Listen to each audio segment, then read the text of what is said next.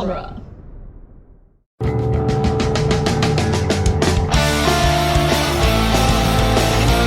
In the world of Hollywood, movies get greenlit and redlit. They get remade and rebooted. But we are the Ideal. I'm Sam Gasch, and you are listening to Ideal Remake. Thank you for listening to Ideal Remake. We take movies that either have been, will be, or should be remade and talk about what the ideal version of that remake would be. Today, our podcast can't go below 50 miles per hour or it'll explode! And going on this wild ride with me today is Brock Powell. So, Brock, is Speed a movie that has been, will be, or should be remade? Should be. I mean, you're dealing with high stakes police chase action that now in 2022, where we're looking at, first of all, the main villain is a cop, and I couldn't think of a better situation right now, politically speaking, where that's actually something that might be a little more believable, where that was a twist. And so maybe getting that out of the way earlier, and establishing more of a backstory of why this particular villain feels motivated to go against the police force. Is he a bad actor? Does he feel like this is actually like, is there a whole like Speed origin story here? I mean, I tend to agree. One of the notes that I have for this is that one of the things I want him to say in the movie is that Howard Payne was fired because he was a cop that was fired after he shot someone. Right. And he's so upset about it because he's like, every single cop has shot someone, every single cop. The only difference is that I was caught on camera. And so I deserve what everyone else gets. And just like so checked out of like, yeah, killing like just that extra step of like every person in the rest of the movie is like, yeah, killing people's bad. And he's like, no, it's not. I just got caught for it. Right. No, I think that's definitely an angle of it. And then also the commentary of like, public transportation still hasn't gotten better in 25 years. Like, if anything, it's gotten worse. Yeah. So this movie came out, 28 years ago? We're almost at the 30th anniversary of Speed. So I feel like if you miss the 30, then you have to hit it at the 50 or else we all blow up. Yeah, that's true. That's exactly true. I mean, in 2 years, it'll be the 50th. So the time's nigh. Right. But yeah, so I initially saw this movie for the first time in December, and then I watched it again last week. Oh, you've never seen it? No, I hadn't seen it. It was just one of those movies that I was like, this feels like a movie that I am due to have seen. And that's why I was like, I got to talk about this movie. Well, I'm glad you picked that movie. Now, are there things from the remake, like if we were to remake this film that you're like, without question, need to have an homage or a nod to something from the film? So when I initially watched this movie, I went in blind. And so like there's that entire first section of the movie where they're dealing with the elevator movie. Like there's 3 movies in this movie. The opening of Speed is the most confusing part because it really feels like we're missing something. Because it feels like that should be the third act. The movie opens with the third act of a different movie. Yeah, so, it absolutely does. Like all of a sudden you've got Jeff Daniels, who's just, this came out the year before Dumb and Dumber. So I have no idea what his agent was doing or how this came about, but we're supposed to buy him as this like seasoned, hard boiled, like FBI SWAT guy. It's just comical. He's playing his newsroom self before he got to be a newsroom guy. Mm-hmm. Although, the dialogue in this movie, although problematic now, Joss Whedon wrote 98% of it, I think. That makes sense. Because the liners in here, especially in the opening, there's some really great, just like absolute batshit crazy one-liners, which I feel like are integral to this film. And well, even just the beginning of the movie where they're having this philosophical conversation about what do you do if a bad guy takes a hostage? I shoot the hostage. What? Yeah. Yeah. Not bad. Just in the leg or something. That way they're no longer a factor. And then I have a clear shot at the bad guy. And it's like, except in 5 minutes, you shoot the guy in the leg and then don't shoot the bad guy. You let him get away and explode, which of course no one looks for a body. It's like, oh, well, he's definitely dead. Did anyone go into the other room and check? He didn't jump into lava. He's not vaporized. There should be bits of him all over the place if he exploded. Well, It's funny. Like, if this movie got remade, which again it totally should, I feel like would you want to see Speed set in a different city? Because to me it's inherently Los Angeles. Like it is so LA. It is, but I genuinely don't know where you'd be able to have like a continued presence of driving at 50 miles per hour in the city of LA. And even the original movie bails on that eventually with an unfinished highway and then just doing donuts at the airport. Yeah, it's amazing to me that the whole concept is you're in Los Angeles and you have to go consistently for 50 miles per hour. It's like, well, first of all, even in 1994, no one in LA was doing consistent 50 anywhere. No. So they had to get creative very quickly. Have you watched the sequel yet, where it's on a boat? What, cruise control? No. Oh, it's Willem Dafoe. Oh, it's so great. It's so good. I've listened to the How Did This Get Made episode about it. Yeah, well, that's pretty much all you need. Yeah. It's insane. Well, It's written for Keanu Reeves and Sandra Bullock, and then Keanu Reeves said no, but Sandra Bullock had already said yes, and then they're stuck. Yeah, apparently their managers didn't talk or something. So we're remaking this movie. I keep it in LA. I definitely think that. So then that's the next question. I think it needs to start in LA because we have two big issues. Okay. One, I don't know how much gas is normally kept on a city bus. True. And also, city buses are bigger now. Sometimes they have those double buses. Oh yeah, double wide. Mm-hmm. Which are like a bus, and then there's the squiggly thing in the middle. That's the technical term, squiggly thing. Yeah, and then there's the second part of the bus. So the question is, I mean, there's so many different things you can do. Like, it has to be a bus just because that's speed. Like, it's like, well, put them in an Uber. You can't put them in an Uber. Well, if I were to remake Speed, I think I would spend more time building a backstory for every passenger. Like, I would lose the elevator opening because we don't really need that. I agree. And also, like, you take all of this time you do that to kind of establish that the terrorist guy is a threat. But at the end of the day, I feel like that's the plan he spent 2 years devising. But I don't think it works because he's trapped in an elevator. How's he going to get away with the money? The thing at the end is so much smarter. But like, if they'd brought $3 million to the hotel or whatever, or the building to give him to get people out of the elevator, right? How was he going to get it? No, this guy was a cop who like is upset he didn't get his pension. But he's like clearly a tactical or military genius. Like he should have been running some legion of military or something because he's just such a tactical genius. But yeah, the 2-year plan with the elevator doesn't work. So let's lose that and then spend that time. Now you've got a double wide bus where you've got twice as many passengers to introduce. So let's make it kind of like Crash a little bit where we're following each individual story and then 20 minutes in, they're stuck together. And now how are all these characters coming together? So you still have your cop on the edge, but now you care about the people and the stakes are there. Because that's the one thing about Speed is you don't care about literally anybody. The only one I care about is the large Latinx guy that he inexplicably calls Gigantor, which seems so Ortiz, who I did recast Ortiz. Oh, great. He's Keanu Reeves is Ortiz so aggressive. But he was just so aggressive to him. Like I also care about the initial bus driver, but that's mostly because his name is Sam.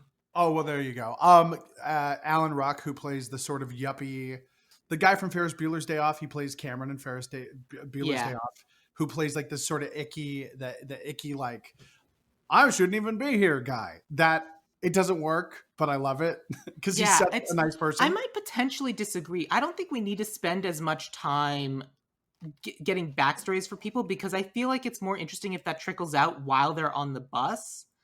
I think what you need to do is just like, it was just an ordinary day for Jack Traven, LAPD officer. And then like literally it's one of those things where he was supposed to get on the bus and he was supposed to be the example of the guy that died. Because like there's that thing at the beginning where he's like talking to the bus driver of that first bus that explodes. And like literally, I think that should happen at like 2, 3, 5 minutes into the movie. Right. And then all of a sudden, and then the phone starts ringing. And then like, for whatever reason, someone got on the bus that like they switched places. And so now Jack is the one who's on the phone with the crazy person. It's like, well, things happen. Guess what you're in charge of now? Who the heck are you? So this is the bus that's going to explode next. Do you want to stop it or not? Yeah, no, I don't need anything more than that. We didn't need anything. And the fact that they introduced Dennis Hopper as the bad guy, like you gave away like now we're wondering how he's connected or why he's doing it. But in the opening of the movie, you tell us who the bad guy is. So now there's no mystery because Yeah. we clearly know it's the same guy. Mm-hmm. So I You think also like establish that Jeff Daniels gets shot in the leg, and then like the next day or whatever the he's rest of fine. the movie, he's just walking around like he's fine. Well, that's why that guy wanted his pension and healthcare so bad, because apparently the cops have really great medical insurance. So he was able to get completely fixed up within 12 hours and back on the force. Yeah.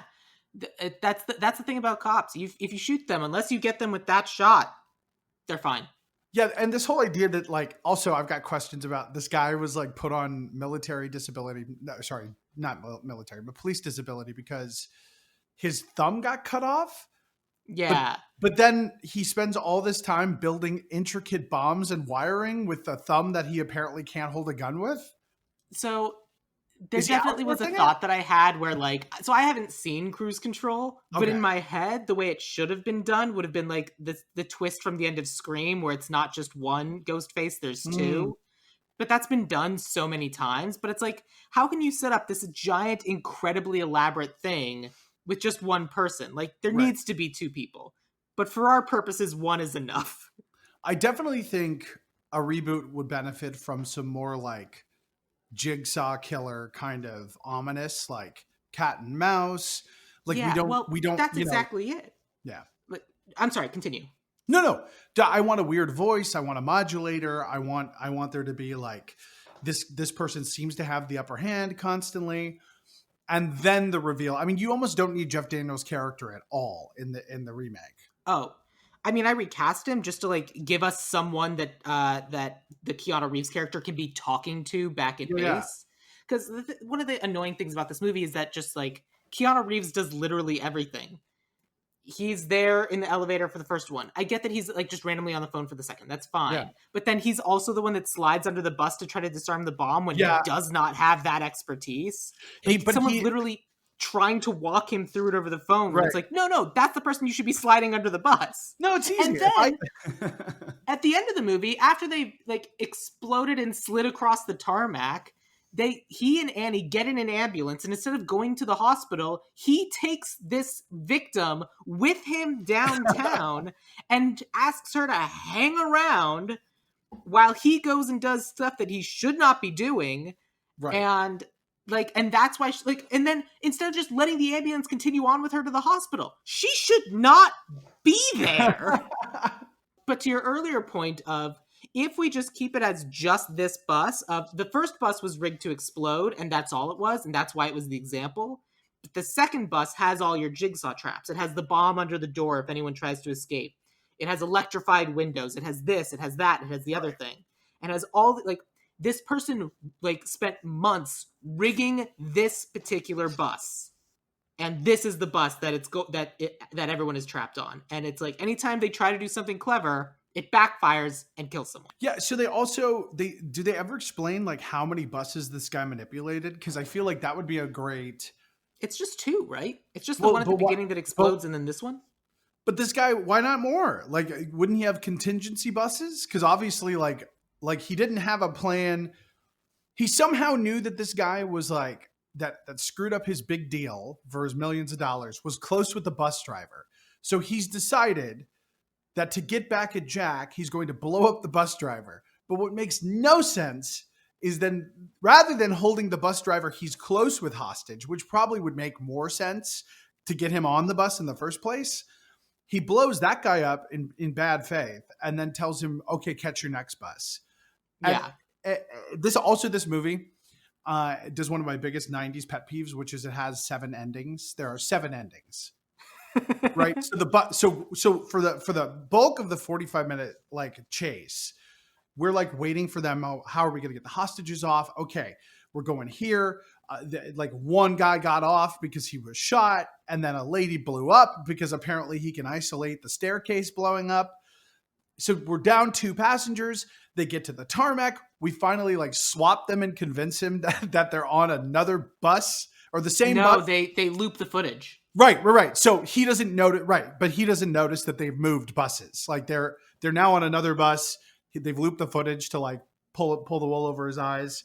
And then you're telling me all this equipment and he didn't know that the bus detonated? Like he didn't have like a I mean, what you get with technology at the time of you can have closed circuit television in a moving bus that is wild. somehow sending a signal across the city in 1994, Mhm. and you won't actually know when that signal gets cut off.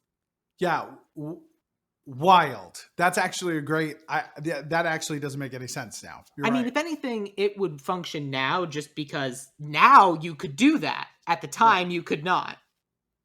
Well, okay. So remake Speed. We start in Los Angeles. Start in Los Um, Angeles, start just regular day, something's happening, a guy is about to get on a bus, doesn't, and then as he's walking back to go get the thing he forgot, that bus explodes. right. Okay. So now he's like gets a phone call. I don't know how he's going to get a phone call. There aren't any payphones. What I think would be funny is because we're dealing with crazy levels of technology, what I Yeah. would like to happen is Howard Payne taps into the emergency alert system, Ah. and like because you get those brown alerts or whatever Yeah. Yeah. where everyone's cell phone pings saying an old person got in a car they shouldn't have gotten into or Yeah. something like The that. silver alerts. Yeah. Yeah. And every single person's phone around pings with the silver alert, and it says the next bus is bus 5225 or whatever it is. Okay. I'm in. That's cool. I like that a Because lot. that way we also don't need to hear the person's voice. Smart. No, I like that. So obviously this guy's got some more tech, tech savvy. And especially if it's pinged to everyone in the city, or like we can figure out a way to like it's isolated around the bus. Like he's figuring out a way to do it in sections. Right. Because if that's the case, then there's no reason why the people on bus 5225 didn't get it. So we can't send it to everybody. But once he's on the bus and the bus is going, then the number of people who are getting these notifications can get wider and wider and wider. Right. And that way it can be creating this mass panic all over the city instead of just isolated to this crazy bus that's just damaging all the cars on the highway and no one knows what's going on. Okay, I love it. How do we solve the fuel issue with the bus? Do we make it a hybrid bus where suddenly it's like, because we're in 2022, it's energy efficient, so when the fuel runs out? I just think that just gives us our second ticking clock. Our first ticking clock is you can't go under 50 miles an hour. The second ticking clock is that Howard Payne says there is exactly this much fuel on the bus, which means that you have exactly 2 hours and 13 minutes before that bus runs out of fuel while running at this speed. If you don't think I've done the math, you're wrong. You have 2 hours and 13 minutes to pay me, or this bus will definitely automatically go under, and I have to disarm the bus before then, or you're all done. And instead, I mean, the next thing is that, like, I do think the way that they do the money drop off where he drills a hole in the bottom of a garbage can, I think it's neat, but at the end of the day, it's 2022. We have technology. So presumably we're setting the movie now. Yeah. Because like every once in a while I'll be like, when do you want to set this? Oh man, let's set it in 1950. No, we're setting it now. This is what's going on. I think if we set it in 1950, we would have to call it SPED instead of speed, but that's separate.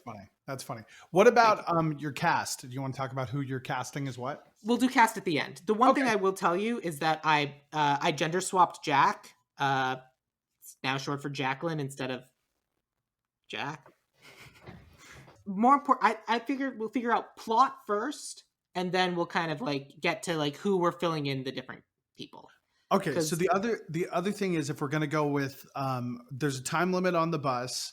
This guy's obviously tech savvy. I actually would challenge your idea of not nodding to an Uber, because I think to complicate it, it would be really interesting that now that he's on the bus, you find out that there's also 7 smaller bombs that have been attached to rideshare cars. So now he also has to work with like another police unit to try to track these seven Ubers that are randomly going to detonate through the city. So it isn't just one vehicle.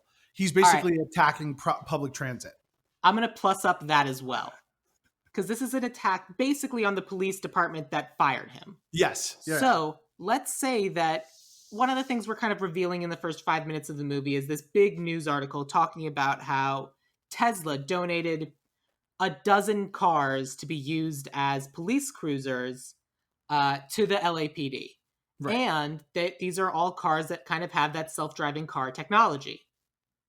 So of course, instead of connecting to a bunch of random Ubers, the Howard Payne, the terrorist, hijacks these Tesla Police car. self-driving cars, and Awesome. now they're basically like they're now flanking the bus and like can split off and do their own separate. Cool. Yep. Love it.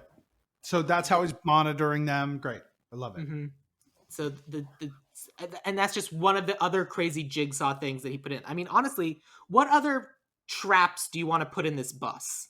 I think the bus splits off. So at some point, No, I mean like things in the bus. Like, do you want to electrify the windows? What do you oh, want to put gotcha, under the gotcha. seats? Oh, I was saying, I think literally like if you're doing a double decker bus, at some point he's modified it so the back half of the bus splits off. Oh, okay, cool. And then you've just got this gaping hole in the back of the bus. Right. And either like the last hour you lose that to increase fuel efficiency or whatever. Yeah, honestly, yes, I like that idea. I like the idea that he blows off the back half of the bus, because he's like, this is taking too long and I don't think you're going to make it. So you know what? As a show of good faith, I'm Yeah. going to give you more time. How? Boom. Yeah, The yeah. back half blows off, and now all of a sudden, and now you can travel much faster at much better fuel efficiency. I Yeah. just bought you 45 minutes. You're welcome.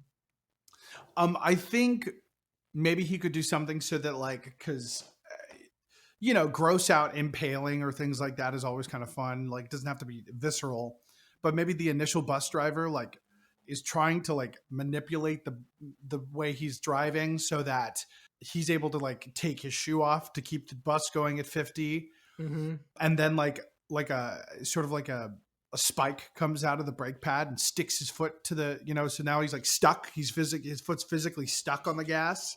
That works. And they have to like help pry his foot off without losing. So someone has to like be ready to take over and like remove his foot. I mean, you want to make it really gross if it severs his foot off, so when the next second person's driving, they have to drive by decelerating by pressing their foot onto his foot. Yeah, it depends how horror you wanted to go. I mean, if you not want to especially, but you could do that. No, I think it's a great. But idea. I mean, my t-shirt does have ghosts on it, but it doesn't show anyone eating anyone, unlike your shirt. Right. So my other question would be like, do you think we could twist it with someone on the bus being in on it this time? That's been done before. I'm trying to remember the movie that did that.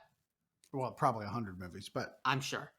I feel like, for sake of simplicity, I like the idea of the lone gunman. Mm-hmm. I don't necessarily want to be playing that extra game of this other person's in on it, this other person is convinced, because if they're on a because the whole point is that he's miles and miles away in no danger whatsoever. Right. And I can't imagine someone risking their own life by being on the bus that's supposed to explode. Right. I feel like we just have this one person who is like the genius tactician, spent his life learning all these different things, but also was wildly over aggressive. Like, clearly brilliant, clearly fucked up.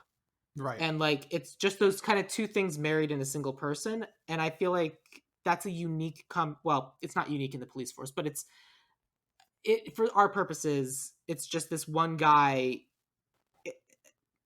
who, like he did his whole career, took things too far. Well, and okay, so how much of this is also like incited by the police chief trying to sanitize their image? So they fire this guy who is now, the mastermind of all this. Do we change, like, rather than make him a lowly detective, do we make him someone higher up? Well, who are the cops that are normally the ones being arrested for shooting people? They're the ones who are on the street. Oh, that's true. And so it's rarely the lieutenants or the captains who are themselves out on the street. Villanueva accepted, the LAPD, the current chief of the LAPD, who doesn't take pictures without his shirt on because apparently he has gang and Nazi tattoos. But the important thing is, let's say we are representing the chief of police that follows that guy, who's like, this is what the LAPD used to be for so long, and so of course we're firing all the people who aren't. We gave all the cops the benefit of the doubt, but now here we are, and we like, all right, we gave you the benefit of the doubt, and we're not firing anyone just because we switched police chiefs. But if you Right. continue this behavior, we will fire you. And this guy, the one who was fired, did continue the behavior, was fired, stewed for 2 months, and then just spent 6 months setting up this big elaborate revenge payoff scenario. Is there an element to this too where like, you know, because obviously the 90s, the way they portrayed it was like the news was very much on the side of like the police, and Yeah. the helicopters were following and everybody was just like rooting for cops. Is there a world where the speed scenario starts to happen, but people are making assumptions that the cop on the bus is holding them hostage and that the cop on the bus is the problem? And so then you have like vigilante civilian justice or people like protesting and trying to stop the bus, not realizing what's actually happening. I mean, that's not a bad idea, especially if we already have the bus rigged up. There's no reason to think that there wouldn't be cameras or things on the bus, and like whatever unfortunate shots of Jack Traven get taken, we have those things being sent out. So they're painting this crazy guy in the media. So yeah, I think that's a great idea Right. of just this extra element of, even though Jack Traven's on with the other people in the police department, like all of a sudden, how do we know? Who do we believe? What's going on? And then we can even tease that Jack is, of course he's on the bus. It's the only way he'd be able to pull all of this off. Right. Right. He was at the other bus exploding and he didn't get on. Right. And like you can literally have a shot of Jack at the exploded bus being the closest person to it after it exploded. Right. I think that's an amazing idea. I love that a lot.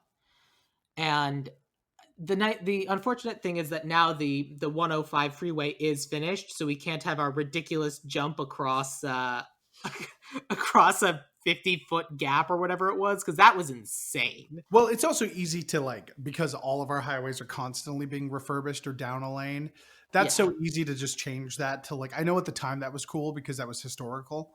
Mhm. But if we were to say like, oh no, the 101's being repaired at this junction or whatever, like that's a thing that happens. They shut down lengths of highway for repairs for months at a time, at night usually. Yeah. And that was one thing I was going to say was like, to me, you automatically make this movie scarier and more badass if it's at night and you can't really see what's going on, because everyone on the bus is not 100% aware, because it's all a daytime thriller. It's completely during the day.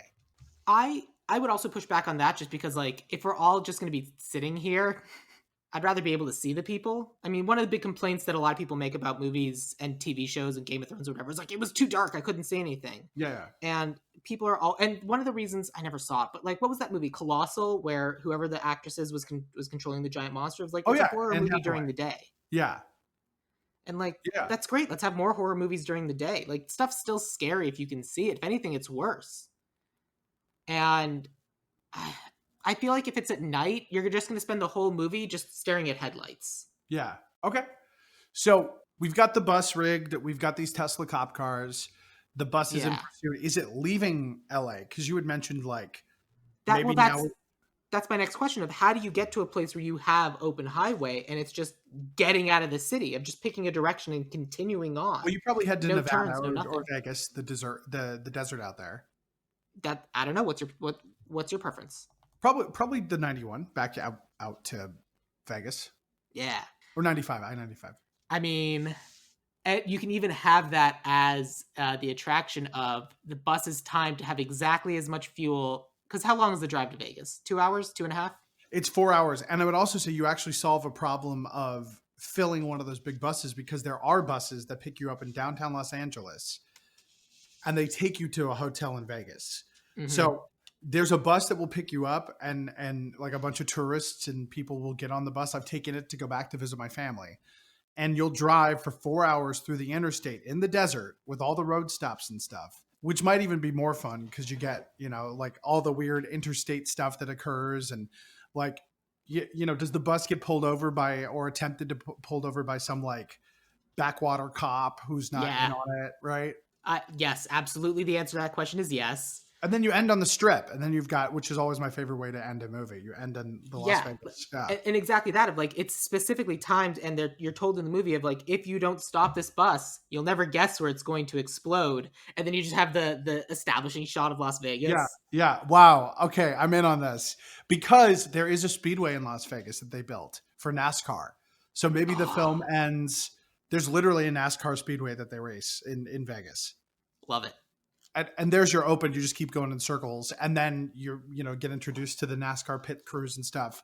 I love that. The other thing is, there needs to be an homage to the two, and just the inexplicable baby stroller filled with soda cans. Yeah, was that a lesbian couple? I couldn't figure it out. It absolutely was, I think. But the cutaway gag of, we think that Sandra Bullock has just like totally Just blasted through a decimated a baby. baby. Yeah, and it's soda cans, it's recycling, and Yeah, the lady's like really upset about it. Like, you bitch! It's like, it's so my fiance had to come in because I was laughing so hard last night rewatching just that scene because it we do just have to have that. That is true. I And was I like, think we need to. I mean, I think her stroller needs to be a modern stroller yes. instead of one that looks like it was out of a Tim Burton movie from one of Tim Burton's first animated books. Yeah, it was such a weird, like, I think they got the stroller from Ghostbusters too. They were like, what are we doing with this? Yes, absolutely. Oh, here's my proposal for the way they do the money. If Mm. this cop is so good at hacking everything, the cop says, "All right, here's how you're going to pay me. It's going to instantly launder the money because you have to go to Vegas and put X number of dollars on this specific bet. You have to go I to love this roulette table and it. put this much money on this number and I lose." like it. No, this is great. So it's becoming a heist movie. I love it. I think it's great. And what'll happen is like you get that money in there, like you put that, and because he's also rigged that specific roulette, or yes, rigged that specific roulette table and set it all up so that basically you'll win. And then when you turn in that money, the person you're turning those chips in, you basically say, "All right, I'm turning these chips in. Please leave them on hold for this person." And of Mm. course, the person they're turning into, when you get to behind the gate, that's the guy. The person they turn in the chips to after making the bet, after winning the bet, after going to turn the chips in, the person who's standing there at the casino to collect the money, that's when we reveal that's That's our great. Howard Payne, that's our That's terrorist. that's excellent. Especially because that person could be standing there collecting chips and seeing screens all over the place that you assume are the casino, but then you can hit a switch and all the screens turn into the bus. Great. I love it. I love it. I love it. But yeah, all right. What other oh man, what other pieces of speed do we need? Because they have this whole standoff in the end with like, let's say they finally get to Vegas, they manage to let's take another step back. How do they get out?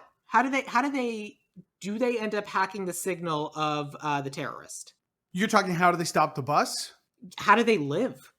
How do they survive? How does Jack do it? I think if we go to Vegas and we're back on the speedway before the money's dropped off, I mean, essentially you could have a thing where like it's NASCAR drivers that are like coming alongside the bus, and like pit crews are disassembling the bus as it goes so that there's just less to detonate. Yeah, I mean, in that world, you have them like racing up and taking the hostages out one by one. And then that's just racing against the clock before the guy detonates the bus anyway. You could probably do something with the looping video, but if he has like all this technology, probably wouldn't work either. You know what we could do Hmm. is I think we could do a combination of two of your ideas. Yeah. I think we can do NASCAR, and I think we can suddenly make it night. And here's my suggestion: of everything on this bus is set to technology, and it's broadcasting, it's doing all these different things. And everything is set with radio signal, and they've kind of figured out, and they kind of like, there's someone on the bus who's kind of able to pick up signals and figures out what's going on. Mm-hmm. And what they realize they need to do is they need to sever that connection. But there's no way to sever that connection without getting under the bus. And they need to get something that can speed up and get as close to the bus as possible and then get out of there before triggering like proximity sensors. Can like outrun the exploding Teslas that are around the bus. So they have one of those NASCAR, one of those Las Vegas Speedway cars drive up with an EMP. Love it. And they have it on this timer where the way that they're going to be able to get away with this is if it's happening while the person's having to go place the bet in Vegas. Mm. Because that way the terrorist is going to be distracted by getting the money. So getting the money, making sure that's happening, an EMP comes up and sets it off and like shuts the bus down and shuts everything down, shuts down all the signals. But because all the cameras are set to paying attention to roulette, the terrorist doesn't see that. Howard Payne doesn't see that. And so all we see is everything on the bus gets shut down. And so it just rolls to a stop right in front of the giant pyramid. I love it. Or rolls to a stop right in front of the Welcome to Vegas or whatever the big sign is. No, that's great. Just another wrench I thought of that is just totally nonsensical. But what if we made it like, because New Year's is really big on the Strip. What if we made it a New Year's movie? Because that would also explain why there would be no cars anywhere in Vegas except for like the Fremont Street, and everything would have all the people on it. And the rest of Vegas is basically totally empty. Great. So Love it. So then you also have the distraction of all that stuff happening. I don't know. Well, you also get to do the really dumb thing that I've definitely seen, I'm pretty sure, in a Futurama episode, where it's literally everyone is counting down the New Year's because that's when it's supposed to arrive. 5, 4, 3, 2, and then you have the big explosion, but it's the big explosion of Happy New Happy New Year, and the bus is just, everyone's just like, I love it. That's very funny. I like that a lot. That's just the kind of campy this movie needs. Yeah, it's great. And then of course they're in Vegas and they have to figure out what's going on and track down Howard Payne on foot. You probably have a similar scene to the under the garbage can thing, because most casinos look like that anyway, where something's happened and like the two lead characters get separated. And I'm curious because you said you had changed the gender of Jack. Is Annie still Annie, or is there a Annie's still Annie? So then if she's separated from the love interest, then you need to just decide how you lose them in the casino, or if they're not love interests at all. I didn't want to make them love interests at all. The fact that they're love interests in this movie entirely is so weird. Like, basically Annie is at an 11 the whole movie, just super endangered, super crazy, and then she continually gets in further danger because Jack keeps putting her in further danger. And then she gets kidnapped because he brought her with him to the bad guy instead of letting her go to the hospital like everyone else did. And then at the end, she's like, well, I guess we better have a lot of sex, even though I was just in an exploding subway car. Yeah, it makes no sense. Their love interest is dumb and I hate it. Jack doesn't deserve to like win Annie. Right. Yeah. I mean, Jack could be flirting. I definitely cast a specific person and she could be flirting with Annie the whole time. But I think Annie can just say no, and that's fine. Yeah, I'm excited. But yeah, part of the reason why I wanted to gender swap Jack is because, not that a lot of the female cops are a lot better, but male cops especially are not great. Yeah, well, I also think I'm a fan of female action heroes, and there aren't enough of them. I agree. Yeah, I'm excited to hear your casting pick. Okay, so how are we killing Howard? It's got to be something Vegas-y, right? Well, I love the decapitation because it's so brutal. It really does not fit with any of the other violence in the movie. It's really sudden. That's true.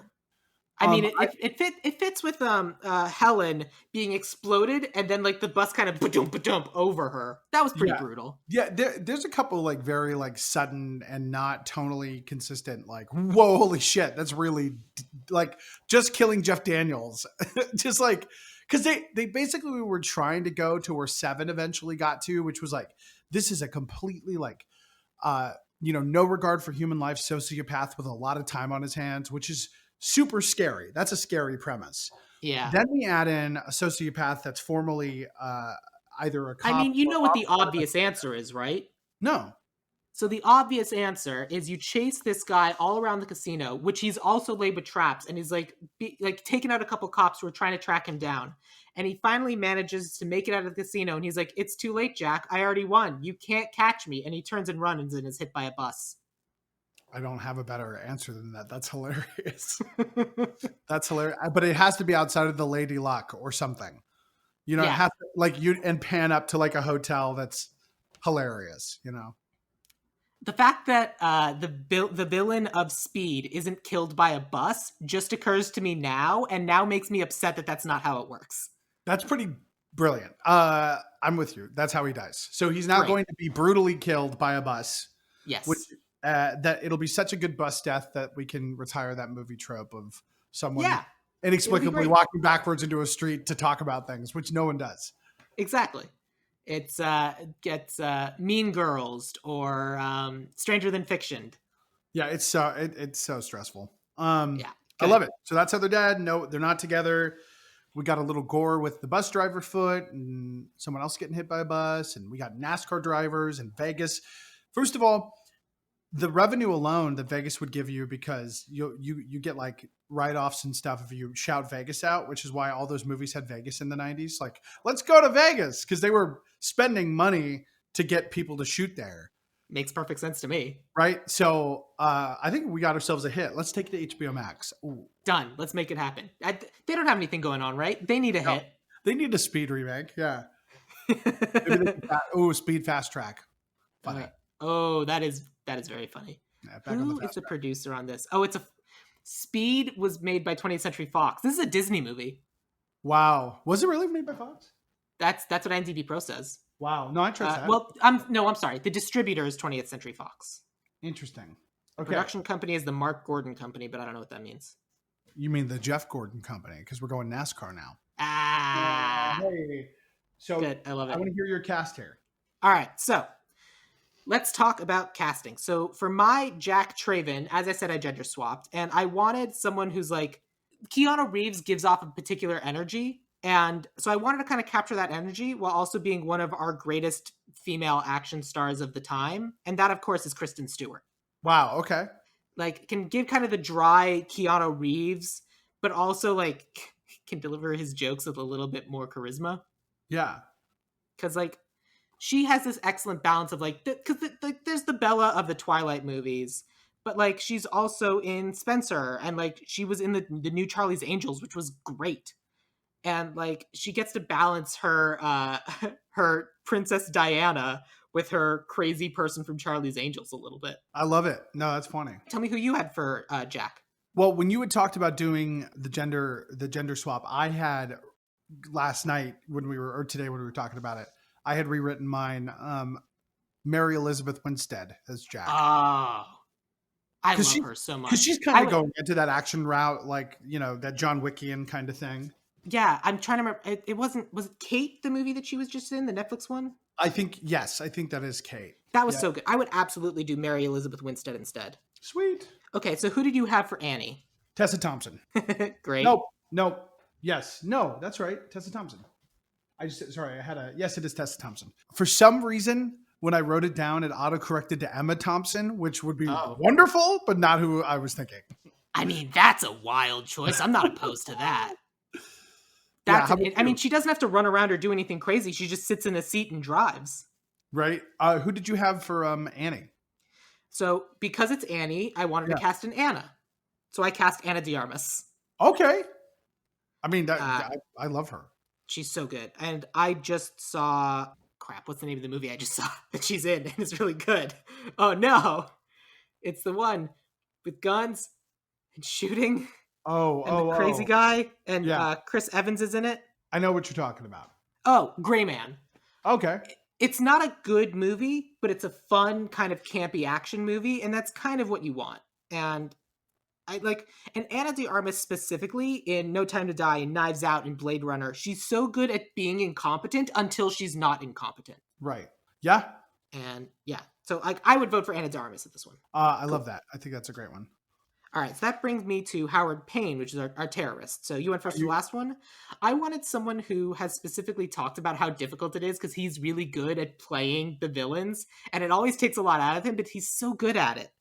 Like, I mean, he's a natural... Like, we didn't think he was going to be a good villain in Spider-Man 3, but he was.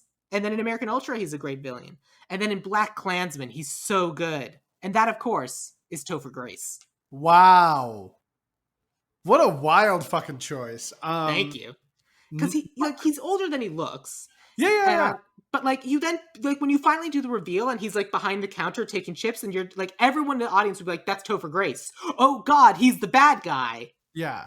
And it'll make perfect sense because he's also like, just look at him. He's the perfect central casting type for like a cop. So my idea kind of went a different direction. I was thinking more like, if we did have the police chief or like higher up official who's been disgraced as Howard, Sure. think like Gavin Newsom, like very slick, presentational, seems very, very charming. And then in the end, and has played a couple villains and does it very well. He's not the go-to. Daniel Craig would be my Howard. That would also be wild. Because I think it would just be so different for him, and it's a great nod to like the Gary Oldman and who played Snape? I can't remember Snape right now. The actor. Oh God. Oh no. Come on, Alan Rickman. Thank you. COVID's not a joke. So Alan Rickman and Gary Oldman played all these great Fifth Element and Die Hard. Yeah. They had the Brits in the villain role, and we got away from that for a long time. And now, because this is paying an homage to the trope of the 90s, it'd be really fun to get like a Brit in the part again. It was just that would be very funny. Yeah. The only counter I have to that is that like he's having to play an LAPD cop. Yeah. An LAPD cop with a British accent. And we've heard his version of an American accent, and it's not great. He could do they obviously, we'd have to work on it, but yeah, it doesn't have to be Southern. He does Southern to affect it, I think. You know what might be funnier, because I did not cast this character. What if we cast him as the tourist, as the guy who's there is like, I wasn't even supposed to be in Hilarious. town. Yeah, funny. That's funny. Oh God, what's that character's name? He was played by Alan Ruck, and his character Stevens. His name is just Stevens. Yeah. All right, I want to make Stevens Daniel Craig, if that's okay. Yeah. Cool. All right, and then we'll go with Topher Grace, just because I love Topher Grace. I have Captain McMahon, who was the chief of police. I wasn't expecting anyone. I just threw someone in it. Yeah. He's an actor who's been in The Wire. He was in Selma. He's in Horrible Bosses. The actor's name is Wendell Pierce. Oh yeah, great.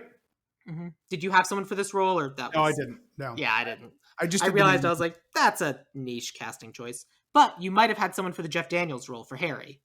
I didn't know, because in my version I wanted to cut Harry out. But I'm curious who you would. I mean, I wanted someone who clearly was because I didn't know we were gonna end up going driving to Vegas, and I was like someone you'd be sad that he died, but also someone who's who got sidelined, and you could just tell that they're just seething that they're on the sidelines. Yeah. So I went with Dave Bautista. Oh, yeah, absolutely. And he's just sitting there on the phone. Is if I was there, this is what I would be doing. Yeah, no, you don't get to see him in that position. I love that idea. Dave Bautista's Cool. great. And also just because I like the idea of just Dave Bautista, and in my head, Kirsten Stewart being paired up, but Yeah. Dave Bautista paired up with Mary Elizabeth Winstead's very funny. So I have 4 other characters. I have the bus driver, I have Ortiz, and only 3, and I have Helen. Yeah, I've got a couple of those. Okay. You went first so do you have the bus driver? Ortiz was Luis Guzman, who's playing Gomez Adams in the Adams Luis Family. Guzman is so good. I love him. We're probably going to have to do that. Yeah. Who's your Ortiz? So because his name is Ortiz, I cast someone whose last name is Ortiz, and I cast John Ortiz. Okay. Just because I'm a child. Yeah. And John Ortiz he's been in a bunch of things. He's in Silver Linings Playbook. He's in American Gangster. He's in Fast and Furious. He's great. But more importantly, Luis Guzman needs to be in this movie. Good. All right. So then for my bus driver, I had an actor who's been in Ma Rainey's Black Bottom. He was in Lincoln. He was in Fear the Walking Dead. He's an actor named Coleman Domingo. Okay. And I don't know. I just thought he'd be good. Yeah, I went a totally different direction. Martin Starr as the bus driver. Just Jesus, that's so weird. I was just thinking someone who because anyone can be a bus driver, and it's weird when you look at the 90s where very much the casting offices were placing underrepresented groups in different categories that I would consider typecasting, especially looking back at a movie.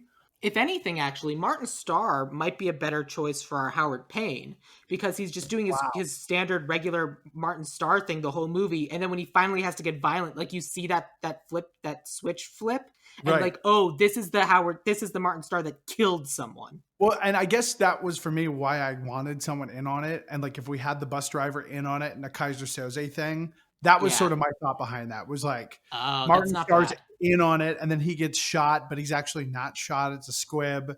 And then you realize that there's someone on the bus. So, it was just a twist on the Mr. Body kind of clue He is thing. perfect casting for that. So Like that just was for my that thought. role in particular. Yeah. That I made up. All that stuff I had Yeah, made but up. it's still a good idea. I still Yeah. like it. And then I have Helen. I also have Helen. I'm gonna keep us with Coleman Domingo just because Sure. I'd rather not have another white person. Yeah. But give me I'm going Helen. to put Martin Starr on the bus anyway. Great. Good. He'll appreciate that. Who do you have for Helen? And Dowd. I don't know who that Aunt is. Lydia from Handmaid's Tale. I haven't seen it. Oh, okay. Well, no, you definitely know Ann Dowd if you look at her. She's not Margot Martindale, but they kind of look alike. Sort of a stout looking, stern looking lady. Yeah. Like she's obviously great. Yeah. My Obviously great. yeah, like we will probably go with her. My Helen was Kathy Najimy. Oh, she'd be great. I love Kathy Najimy. Like she kind of has that energy of like, but with her, I think Ann Dowd is a better choice, and I think Ann Dowd's a better choice because you're not expecting her to like lose her shit and jump the bus. Yeah, Like Kathy yeah. Najimy, I kind of did a 1-for-1, and you'd see her and you'd go, oh, she can't handle this. Yeah, And Kathy Najimy's great, but she plays anxious very well. No, for sure. So I think Ann Dowd is better. So let's go with Ann Dowd. And then that's it in terms of like cast that I have. Did you have any other actor roles that I'm missing? No, I didn't. So that brings us to writer and director. So I have a writing team and then I have my director. Do you have a hyphenate? How do you have it set up? Why don't you go first? Are you thinking Miller and Lord? No. For the because writers? literally everyone comes into my podcast and says Lord and Miller. And I'm like, okay. Yeah.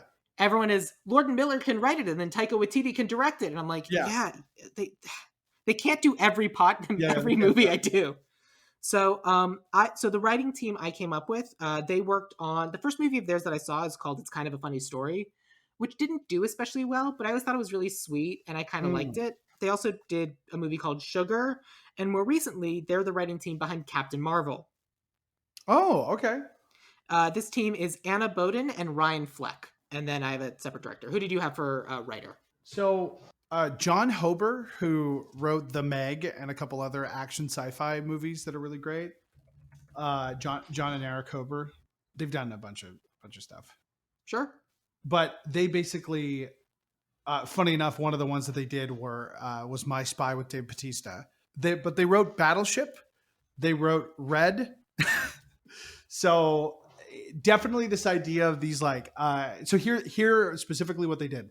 Both the Red movies. I mean, those are good. Like the Meg and some of these other and Battleship are bad, but Red is good. Like Red is legitimately great. What I'm looking for is that crossroad of someone who has the experience with like unironically cheesy and then accidentally a gem. So they did My Spy. So you want to roll the dice on this one a little bit. Absolutely. I think you need to. I think in order to make this work, you need screenwriters that can go campy. And then it's going to come down to the director, to come in and really help them hone that screenplay. I think that's fair, and I agree with you. So Red 2, My Spy 2. Again, stinker. Transformers, Rise of the Beasts, which might be awesome. No. It might be. Bumblebee wasn't bad. That's true. The crazy thing is that he's in pre-production he's the writer behind Naruto. You can't have, like, is he the translator? How are you doing this? You should not. What is happening? I don't know, but I want to know how he got that job. I don't know. There you go. How about directors? So for director, I went first the last one. Your turn. No, you go. Okay.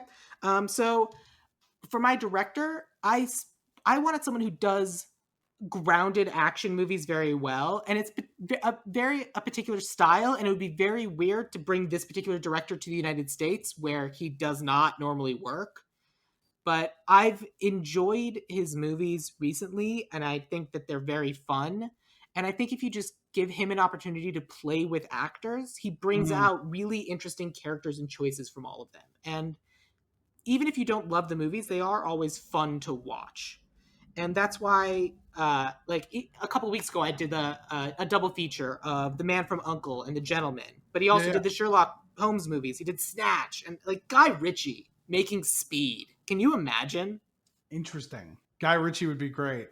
Sam Mendes was my boring choice because obviously this would be really great. But also Chloe Zhao, who did Eternals, would be really great because she handled. Did you see the Eternals? I did. She handled the action and the over the top elements, like some really, really big set pieces and like the MacGuffin chase in some really cool ways. Like I really enjoyed that movie a lot more than I thought I was going to. She took a really crazy premise and she brought it down to earth, pun intended. And I really liked that. I am glad you liked the Eternals. I did. I like the Eternals. I did not. That said, if we're taking crazy risks, I'm not opposed to making Chloe Zhao our director. I think that's probably a better choice if I'm being honest than Guy Ritchie. And then yeah, Sam Mendes is the boring choice. If you want to do a movie where we are, here's the thing, it's a big cast and we're going to be sitting with these characters and getting to know these characters and they have nowhere to go. Mm-hmm. And what Chloe Zhao does really well is take the time to get you to get to know these characters. And that's what we need for this movie is we're stuck. It's a box episode with just these people stuck together for an Right. hour and a half. Right. And we need to know and care about every single person on that bus. Which, to be perfectly honest, I didn't know or care about most of the people on that bus. Most of them were just background. And I think if you want to get us to know all of them, Chloe Zhao is in fact the right person to do that. Also, if we do go with Chloe, I would retcon my choice of Helen and put Frances McDormand in there because they've worked together and she's fabulous. She could do Unhinged very well.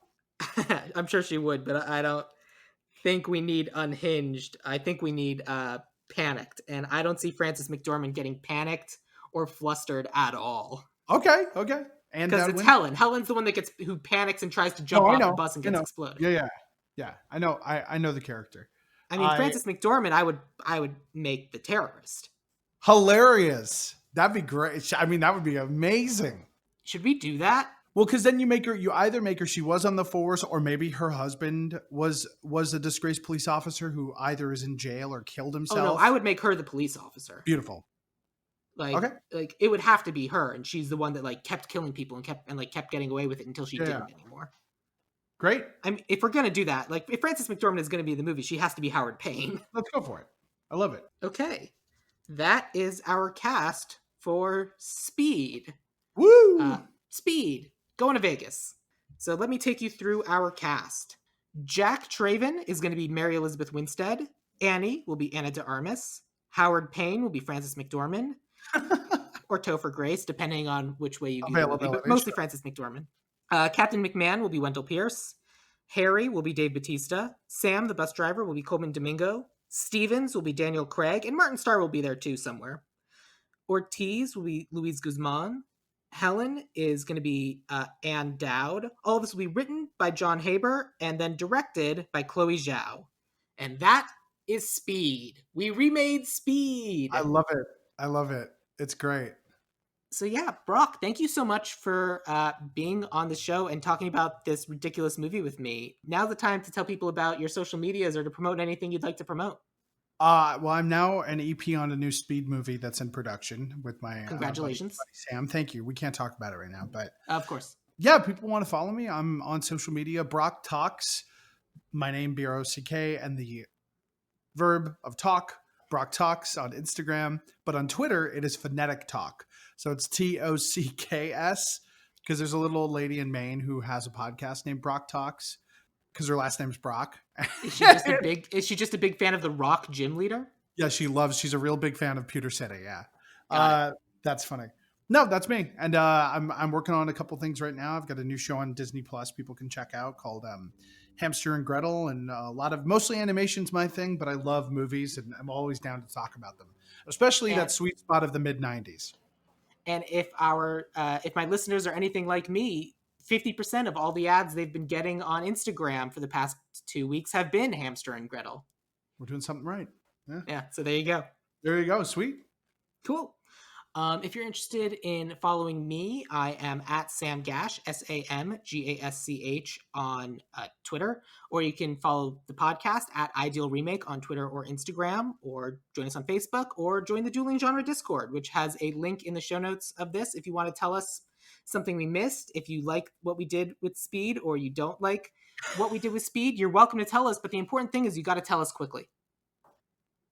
And because Ideal Remake is a part of the Dueling Genre Network, I wanted to talk about one of the other shows on the network, and this week I am talking about Dame, Disney Animation Minute Essentials, where when the show is going, they release episodes multiple times a week featuring an individual minute from the Disney movie they're covering.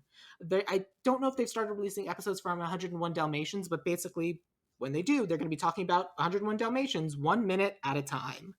But they have all sorts of, like, they got Fish Facts, and they did Mad Max, and they did all these other Disney movies, and you should check it out. But yeah, that is Speed. So, Brock, thank you very much for being my guest. And we end this episode the same way we end all my episodes, which is, what is your favorite quote from the movie Speed? Oh, God, I wrote it down, too. God damn it. Oh, no. There's a specific one that he says. Oh, no, all of Dennis Hopper's lines are great. This is so, you picked like one of the most, like, it's not quotable, like offhand quotable, because it's not a movie people talk about, but there's so many great, like, what did he just say? Oh God, there's so many good. Oh no, here we go. Poor people are crazy, Jack. I'm eccentric. When he's walking away with the money, it's such a weird commentary about because now that he has his money, he's rich. So okay, now that I'm rich, I'm not crazy anymore. I'm eccentric. Yeah, that's great. That's an amazing line. I love it. Yeah, there you go. Good. All right, awesome. We did it. And now it's time to come to a stop. Boom.